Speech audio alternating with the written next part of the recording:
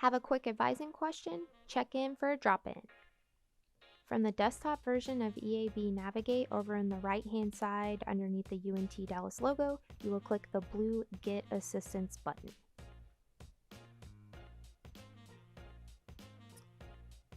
From here, over on the right-hand side where it says Other Options, you will click on the blue link that says View Drop-in Times. Next, over on the left-hand side under Service, you will select the drop-down. It has 3 options depending on your preference: advising office, phone, or virtual. For this example, we'll click on virtual and then click on the blue Find Available Time. And then under One Location, you'll click the blue link of your preference. And once you click on that, you'll click on the blue Check in with First Available. It will then take you to a confirmation page. So you will now sit back and relax until an academic advisor contacts you.